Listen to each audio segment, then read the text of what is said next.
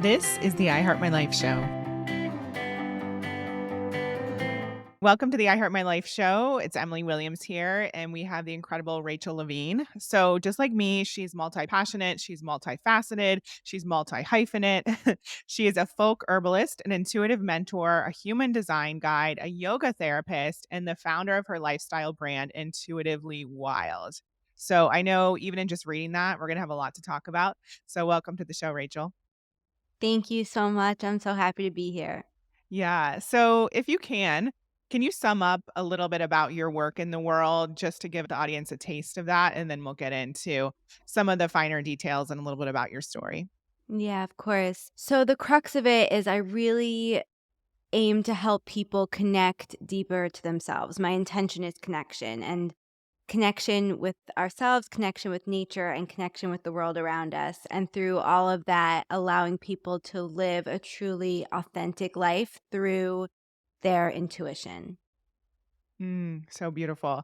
So we have a lot in common. My brand is I Heart My Life. And so everything that I do has to do with tapping into your heart and your intuition and having the developed a level of trust to follow that. Because I think it's one thing to experience the guidance, but it's a whole nother thing to take the action based on the guidance. So I'm sure we'll get into that today.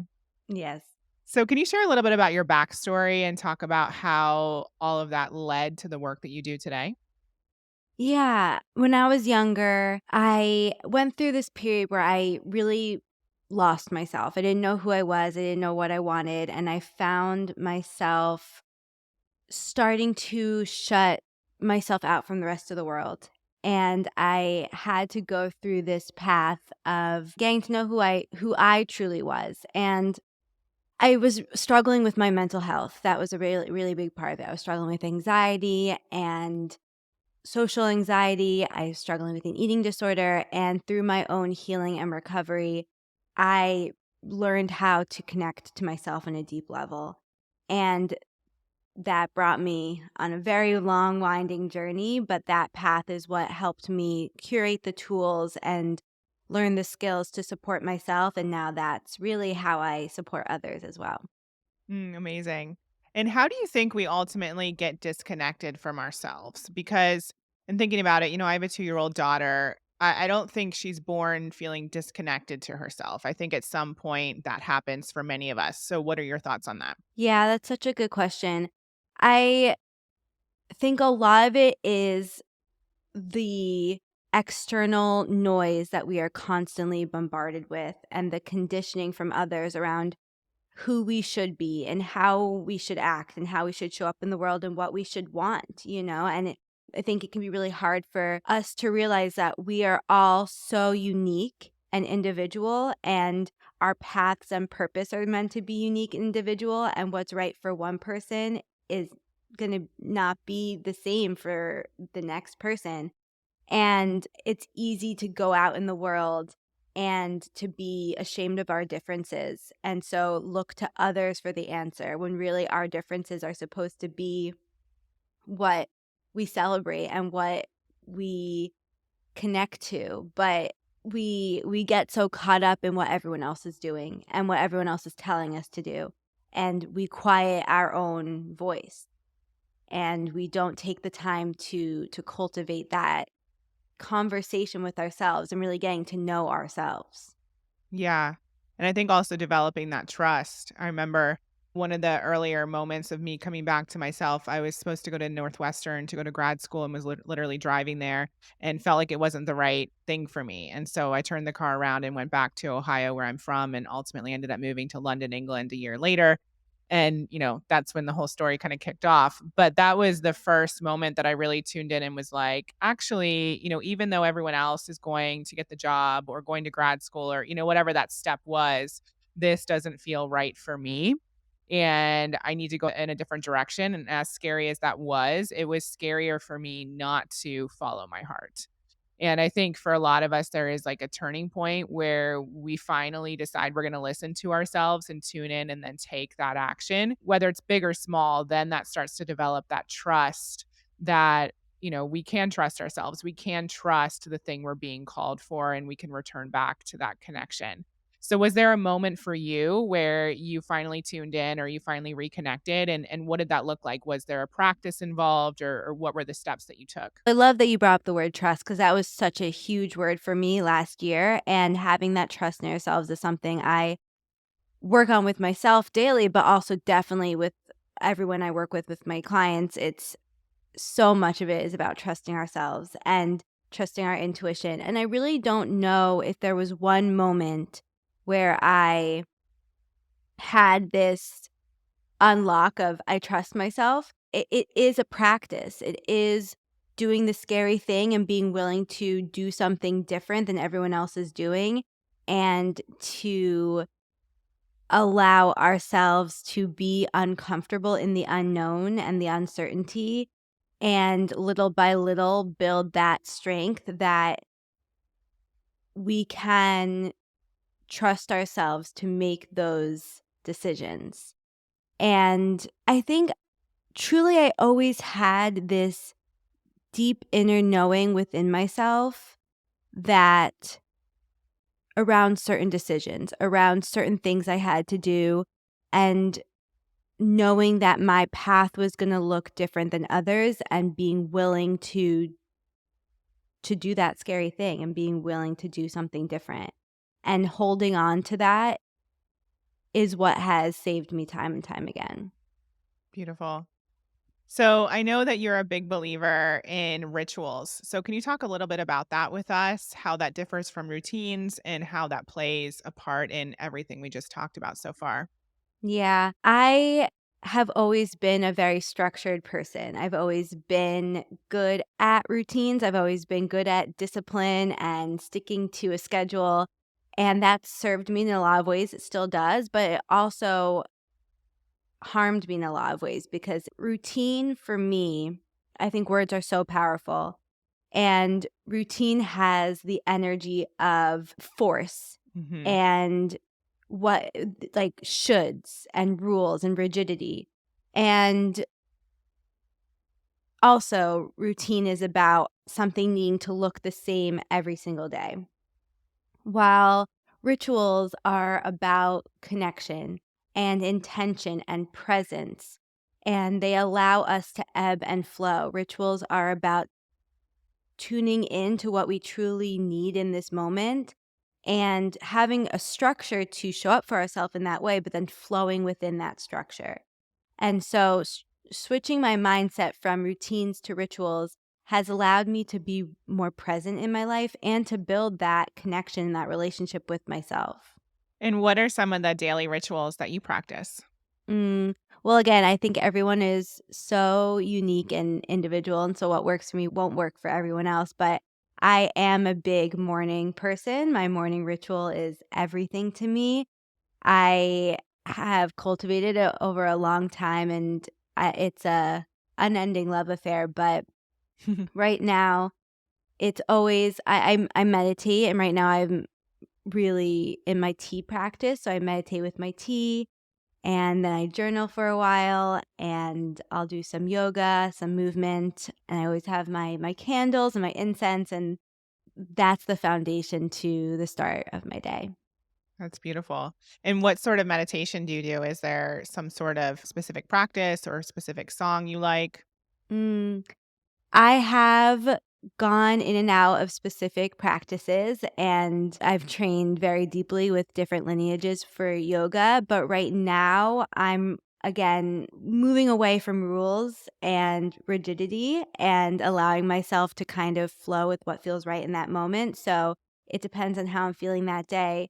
I will sit with my tea and see if there's any message within that I want to connect to, and really for me, the practice is about coming into stillness and coming into my breath Mm. and just breathing into my heart and noticing how I'm feeling because I've for a long time pushed away my emotions and pushed away how I was truly feeling. So my meditation practice is a moment for me to connect to how I'm truly feeling and how I'm truly doing and what I need to support myself in that moment. And I love how you've been sharing, multiple times already that this is truly a personal practice, and so it might look different for those listening or watching. And I've never heard anyone say tea practice before. So I'm married to a Brit who drinks lots of tea. Mm. But tell me a little bit more because it sounds like it's a lot more intentional and there's a lot more to it than just sipping your hot drink.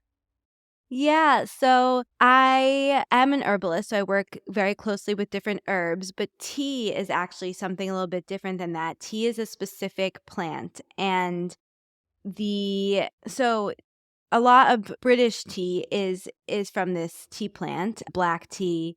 If you've heard of oolong tea or pu'er tea, red tea, those are all teas, but I've studied with and I'm in a certification for this right now to be able to hold these types of rituals myself.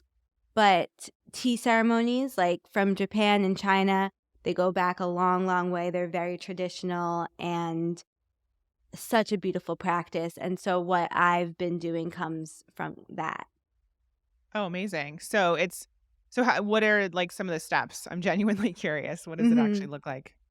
Yeah, so there are different types of rituals depending on what lineage you're doing or what tea you're drinking.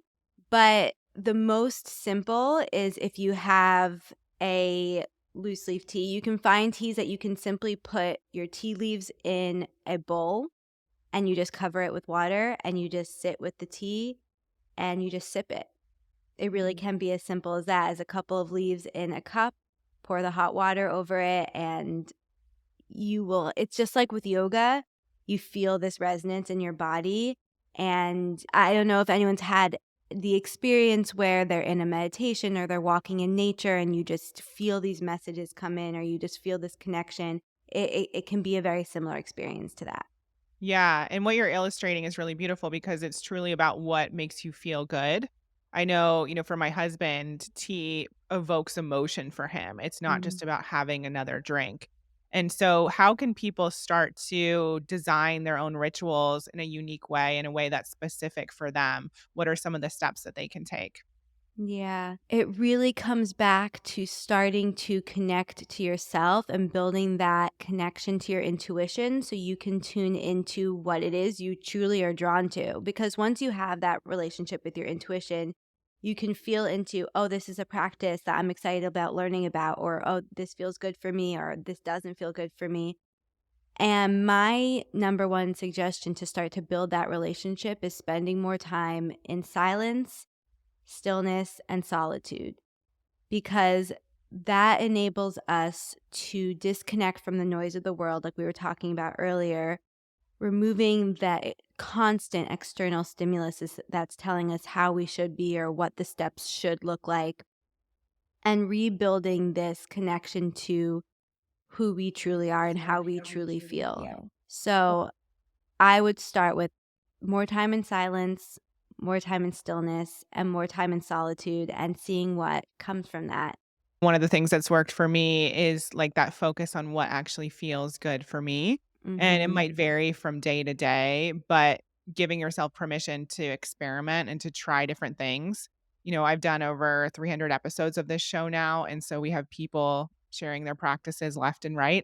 But there's going to be some that land with you and some that don't. And so just giving yourself that permission to try things out and not be attached, right? And just be willing to ebb and flow. Like you say, that might be ebb and flowing day to day or month to month, and it might change. And that difference between the ritual and the routine is really powerful because I do feel like sometimes routines, we feel kind of obligated to do them.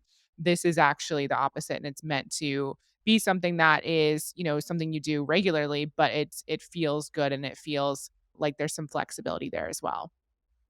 Yeah, I really believe that so much of what we do in life is not what we're doing, but why we're doing it, the intention behind it. So if you're doing something, again, just because you think you should or someone else told you this was the number one hack to a successful life, I would just get curious with that and question that. Question what you're doing and why.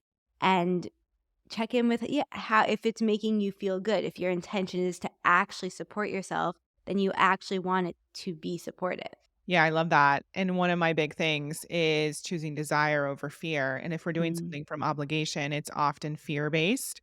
Like you said, if someone has told us to do something, but it doesn't feel good, but then we feel like we're going to miss out or we feel like we should do it, like that's all fear based. But if you tap into the desire and what it is you actually want to do and what feels good, that's a very different energy.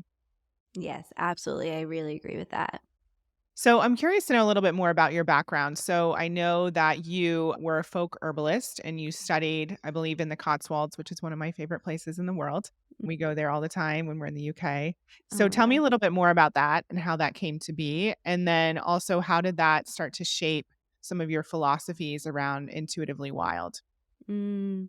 Yeah, so I love the Cotswolds as well.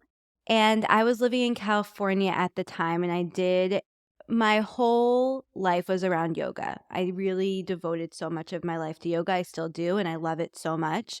But I found that there was something, my intuition started telling me there was something missing here. There was another piece of the puzzle. And I really just followed that inquiry and found herbalism. I was living in California at the time. I did an herbalism certification while I was there, but I wanted to go deeper. And so I started to do some research. I also love traveling. So I was like, maybe this could be an opportunity to study abroad in some way. And I wanted to work one on one with a mentor. So I found an apprenticeship in England and I got to work with my mentor in the Cotswolds for a year. And it was a life changing experience. And so much of it for me personally and with my teacher was around learning about how nature impacts us and not just using herbs internally, but utilizing nature as a whole. Seasonal living has become a foundation to my life and to what Intuitively Wild is becoming.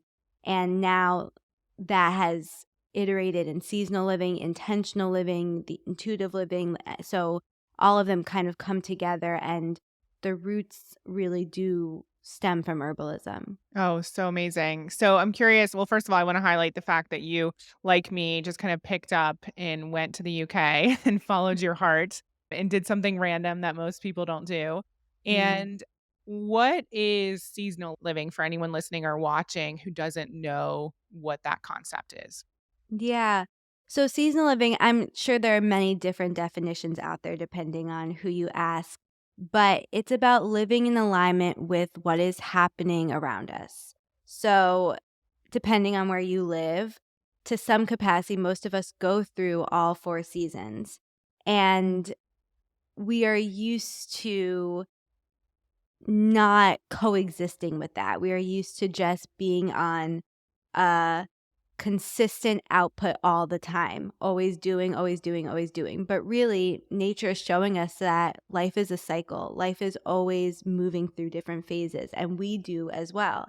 So, right now it's wintertime, and that's about slowing down and being more present and softening and not worrying as much about our external output.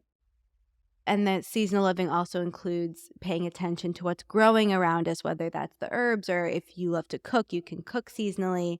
It's having this reciprocal, dynamic relationship with nature. And I believe that that's really important. And I believe that it honors our own internal seasons and allows us to be a constantly evolving human who's always transforming and changing. I hope you're enjoying the episode so far. Before we get back to the interview, I wanted to share a little something I think you'll find valuable. If you're looking for more clarity on what you want in life or feel like something is holding you back, I've created a free Dream Life Guide just for you. It's a step-by-step resource to help you get clear on your goals and break through any mindset blocks that might be in the way. You can grab it at iheartmylife.com/guide. And as a bonus, I've also included a private podcast feed to go along with the guide to give you even more value and support. So head over to iheartmylife.com/guide to download it for free. All right, now back to the conversation. It's one of the topics we haven't really covered on the show, but it's actually something I've been thinking about a lot personally. And I think in order to get to that place, you really have to be tapped into your intuition and your energy. Because I know for me, one of the things I absolutely love about winter is going to the mountains. I love being around nature. I love seeing the snow. It's snowing here in Ohio right now, and I'm like in my happy place because it Mhm. makes me feel so good. And one of my dreams is to completely take December off and just go to the mountains and be able to have time and space to write. And I used to think like that's just, what I desired, but for me it's deeper than that. I feel like it's this way to tap into a new level of myself. It's also like you said, being in alignment with doing things in a more seasonal way, and it's the way I think my body and my energy likes to work.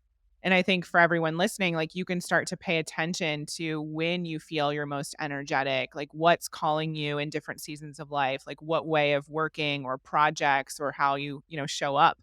What is being called forth for you and how are you being called to live in a different way? But what else would you say to people who are kind of new to this concept to learn how to tap into what they're meant to be doing or what they're feeling called to do in terms of seasonal living?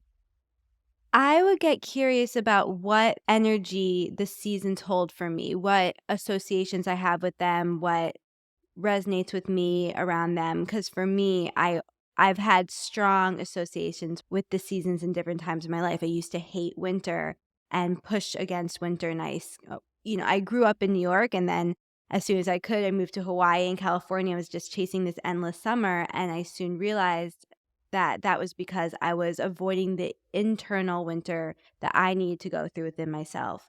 So just start to get curious around what each season, if any memories come up or feelings around that, and ask yourself why. And ask yourself if that's showing you something within yourself that you need to embrace. And then start to get curious about the things that you do love about each season. How can you bring that into your life more and more? And really leaning into the different seasonal holidays, the different seasonal events and activities that you can do, any way that you can really ritualize this and get intentional and bring it into your schedule. It can be as simple or as elaborate as you want it to be.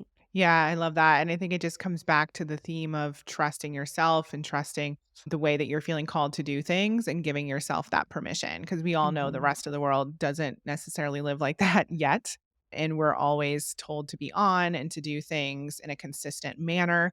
And, even like tuning into your cycle as a woman is not always the way that people show up in practice. So I think it's really important that to have that permission piece as well. So Yes, can you chat a little absolutely. bit about for anyone listening who's heard us talk about intuition the last 20 or so minutes, what if they're disconnected from their intuition? What are some rituals or practices that they can put in place to help them tap in again?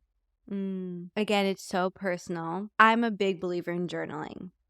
I think that journaling can allow us to tune into this inner part of ourself and hear what it needs to say in ways that we might not be able to realize without that. It really allows that voice that maybe we pushed down to pop up and come out. So free write journaling, like just having this stream of consciousness practice where you sit down with your journal every day and let yourself write without editing, without overthinking, without judging. And if you need a prompt, it can even be something like, what does my intuition need to tell me today? Or how am I feeling today? And just seeing what comes from that. There are also little practices you can do, like if you are walking around a town that you're new to, or even one that you feel comfortable with, like just seeing where you're drawn to. When you have days off, not making a plan, not making a schedule, and checking in and saying, what do I feel like doing? And making it fun, making it a game, and doing that random thing. Often our intuition doesn't make sense, and our logical mind wants to shut that off and go back to what makes sense. But allowing things to not make sense and allowing yourself to not need to know why you're feeling how you're feeling or why you want to do what you are doing, and get, like you were saying, giving yourself that permission to just do it. So it's really A lot of it is making space in our day to kind of get curious and play and explore. And again, not to repeat myself, but coming back to more time of silence, stillness, and solitude. And it doesn't have to be a structured time, but just if there's one moment in your day when you're usually watching a TV show or listening to music or a podcast, doing it in silence instead and getting comfortable in that and comfortable in your own energy, that could be a really beautiful way for your intuition to start to show up. Yeah, I want to pull out that piece you just said, getting comfortable in your own energy, because how often are we distracting ourselves because we aren't comfortable with ourselves or we're scared about what we're going to uncover or what we're going to hear or what our intuition is actually going to say or the guidance we're going to receive. And I really think that's something that everyone can acknowledge. Are we using something to mask our true feelings and the guidance that's trying to come through? Yeah, distraction, that's such an important piece to pick up because we are constantly trying to distract ourselves. And when we can remove the distractions, the external noise, the constant doing, then we can start to hear the quiet whispers of our intuition and they will slowly start to get louder and stronger and that trust will build. Yeah, beautiful. Do you have any examples from your intuitively wild philosophy from client transformations or anyone you can highlight who's used that practice or approach to change their life? Oh, so many. I mean, what comes up right away in my head is I've worked with a lot of people who have had to build their intuition around relationships. And I think a lot of us can be people pleasers or want to not ruffle feathers, whether it's in family relationships or with friends or romantic relationships. We can just get stuck in what is safe and what feels good. And our intuition can really be screaming at us around a shift we need to make or a relationship we need to change.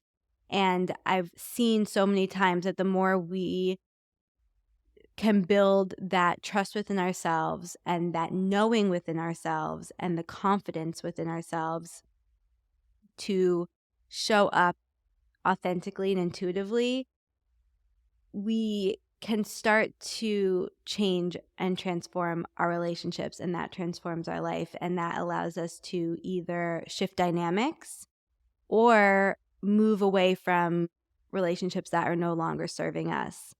And it shocks me time and time again how empowering it is to start to show up fully and authentically in our life, guided by our intuition. And that's not always met easily by others. But when we have that trust within ourselves, it doesn't matter as much. Yeah. Yeah, that's beautiful. Our guest last week, Georgie Shears, she talked about that. She was in a relationship for a long time and she kept denying her intuition, and her body was literally screaming at her through panic attacks and anxiety. And she was just saying she really believes that that anxiety piece is when we're not being true to ourselves and we're not listening to what's trying to come up, and just not being honest, not intentionally, but like we oftentimes don't want to go there. So thank you for that example. Yeah. So, the final question we ask all of our guests is, what is one way people can create a life that's better than their dreams? I really think that it's about listening to your intuition. I think you can create a life better than your dreams by trusting your intuition above all, because then you know you truly are aligning with your heart's desire. You're not taking action out of conditioning or people pleasing or perfectionism or self hatred. You are, or even out of good intentions, but disconnection. You know, you're moving from this authentic inner place, this really, really deep place. And that can bring more into our life than we could even create in our minds. Thank you. I totally agree. So, I know we have your Instagram and your YouTube, which we'll link in the show notes. You also have a free ebook that includes 4 foundational elements to connect back to yourself, nature, and others. So, that's amazing. We'll link that. Anywhere else people can find you? Yes, I also have my own podcast, and everything is under Intuitively Wild. And yeah, on my website, you'll find my online apothecary with different products, and all my options are on my Yeah, website. I have lots of things going on. amazing. And I love branding. I love the name Intuitively Wild. It's so great. Thank you. I appreciate that. Well, thank you for being here today and sharing your wisdom. Really appreciate you. And everyone, make sure you go and check out Rachel. Yeah, thank you so much again for having me on. You're welcome. Thank you for listening to the I Heart My Life show. If you enjoyed this episode, please share it with 3 friends or post about it on social media using the hashtag I Heart My Life show. And don't forget to rate and review the show on Apple Podcasts. It really does help us spread the movement far and wide. Remember, everything you desire is possible. Keep believing in your dreams and taking action.